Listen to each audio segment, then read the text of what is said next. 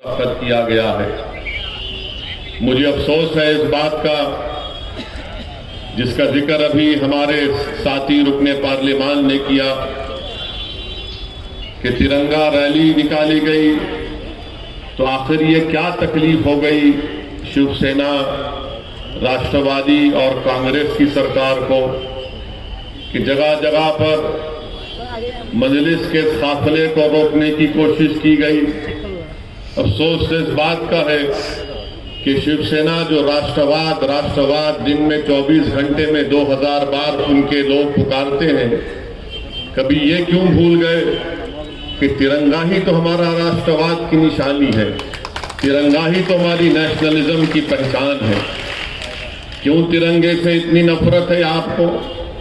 मजलिस से हो सकती है, मुसलमानों से हो सकती है, जो नहीं होना चाहिए, जो भारत के बाइज्जत शहरी है, मगर हमसे नफरत इतनी बढ़ चुकी कि जब एक मुसलमान और दलित तिरंगा उठा रहा है तो तिरंगा निकालो।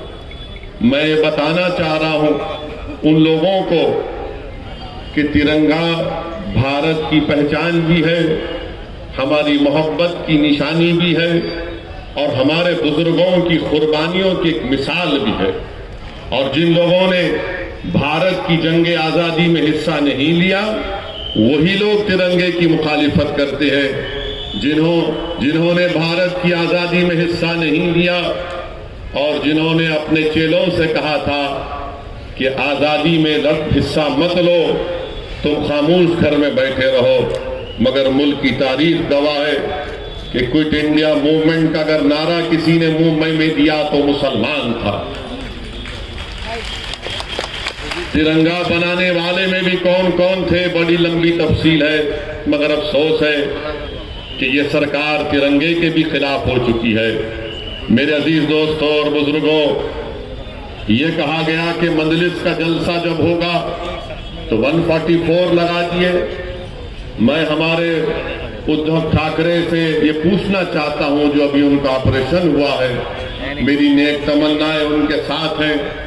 मैं उम्मीद करता हूं कि जल्द से जल्द वो सेहतयाब हो जाएंगे और उनका ऑपरेशन जो हुआ है, हम उम्मीद करते हैं कि उनको सेहत हो जाएगी।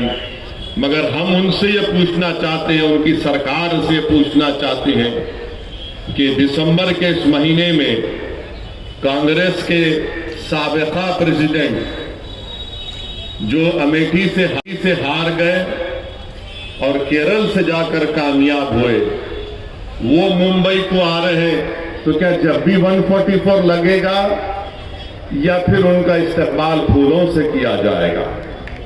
जब 144 लगाएंगे आप, जब कांग्रेस के वो मौसूफ आएंगे, महाशय आएंगे मुंबई को, जब ओमाइक्रॉन की बात नहीं होगी, जब सत्ता की बात होगी। मेरे अजीज दोस्तों और बुजुर्गों, सबसे अहम बात जो आप और हमने सुना, महाराष्ट्र की जनता ने सुना कि मुस्लिम आरक्षण के नाम पर कैसे कांग्रेस के, राष्ट्रवादी के बड़े बड़े लीडर्स ने जो बयानात दिए थे कि महाराष्ट्र के मुसलमानों में वो जो 55 कास्ट हैं उनको रिजर्वेशन मिलना चाहिए। मुंब्रा का एमएलए जो मजलिस के हर जिम्मेदार के पीछे रहता है, उसने कहा कि हमारे दस्तरखान से खाना उठा लिए। तो ये महाराष्ट्र का मासूम मुसलमान इतना खुश हो गया कि इसने कहा कि हमारे दस्तरखान का खाना उठा लिए, ये हमको खाना लौटाने की बात कर रहा है। तो हमने खाने को भूल गए, भूखा रहकर उसको वोट डाला, हमने भूखा रहकर उसको वोट डाला। मगर जब इख्तिदार मिल गया तो दस्तरखान पर आप नजर नहीं आते, दूर दूर तक मुसलमान उस दस्तरखान पर नजर नहीं आता जिस पर बोटियां हैं, बड़े बड़े खाने हैं और उस टेबल पर 3 ही लोग बैठकर दबा दबा कर खा रहे हैं, जिसका नाम उद्धव ठाकरे भी है, जिसका नाम शरद पवार साहिब भी है और कांग्रेस के कौन है, कौन कहने नहीं मालूम, जो भी है। आप कहां हैं बताइए? आप आप तो बावर्ची खाने के पास भी नहीं है, आप तो बटलर भी नहीं है।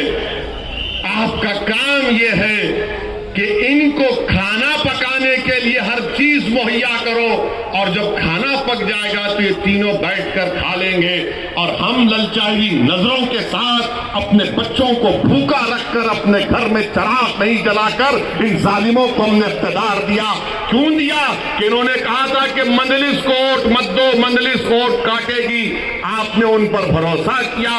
अब देखो दस्तरखान पर कौन बैठकर दबा दबा कर खा रहा है। मेरे अजीज दोस्तों और बुजुर्गों, ये महाराष्ट्र के मुसलमानों को सोचना है कि आपने वोट दिया था राष्ट्रवादी कांग्रेस को, और कांग्रेस को जब यही चुनाव असेंबली के थे तो मैं यहां पर जलसा करने के लिए आता था मुंबई के मुख्तलिफ मुकामात पर, तो मुझे बड़े बड़े लोग SMS करते, मैसेज भिजाते, व्हाट्सएप करते कि ओवैसी मत आओ, तुम्हारे आने से और डिवाइड हो जाएगा, हम बीजेपी शिवसेना को रोकेंगे। मैं पुकारता रहा और कहता रहा कि देखो बीजेपी शिवसेना को तुम नहीं रोकोगे, ये इख्तियार में आएंगे, यही कांग्रेस और राष्ट्रवादी आपको धोखा देंगे। मगर मुसलमान मासूम है, दस्तरखान पर बैठने के लिए तड़प रहा था, मगर मालूम क्या हुआ, वोट तो मिल गया मगर कांग्रेस और राष्ट्रवादी जाकर शिवसेना से हाथ मिला लिया। रिजर्वेशन कहां गया बताइए आप? मंदलिस को वोट नहीं दिया गया। मैं इकरार करता हूं आपके फैसले का, उसकी इज्जत भी करता हूं। जमहूरियत में आप में इख्तियार है कि आप किसी को भी वोट दें, मगर सवाल यह पैदा होता है कि कब तक आप धोखा खाएंगे, कब तक मुसलमान धोखा खाएगा इन हमदर्दी की बातों को सुन सुनकर। मैं तो यह समझ रहा था कि मुंबई की सड़कों पर शहादत बाबरी मस्जिद के बाद जो खून की होली खेली गई तो आपकी आंख खोल देंगे। मैं तो यह समझ रहा था कि एक सियासी शऊर बेदार हो जाएगा और उन लोगों पर भरोसा नहीं किया जाएगा जिन्होंने हमारे नौजवानों के मुस्तकबिल को टाडा लगाकर जेलों में सड़ा कर।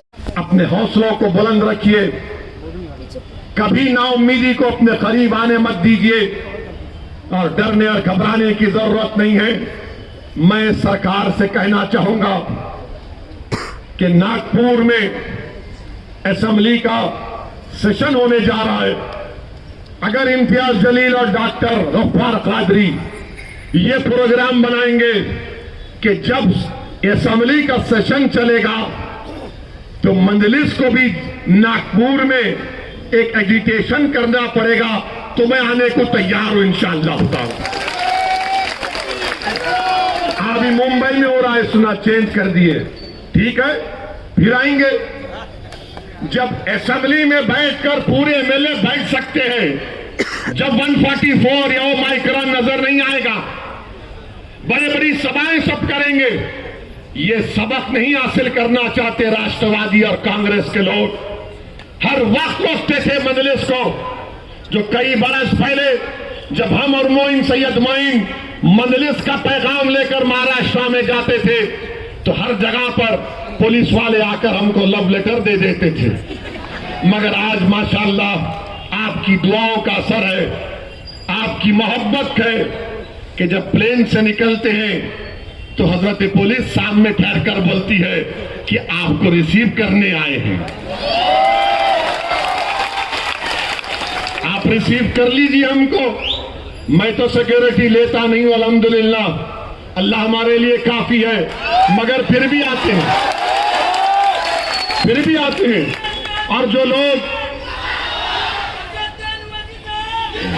हाँ जिंदाबाद, तुम भी जिंदाबाद, आप जिंदाबाद।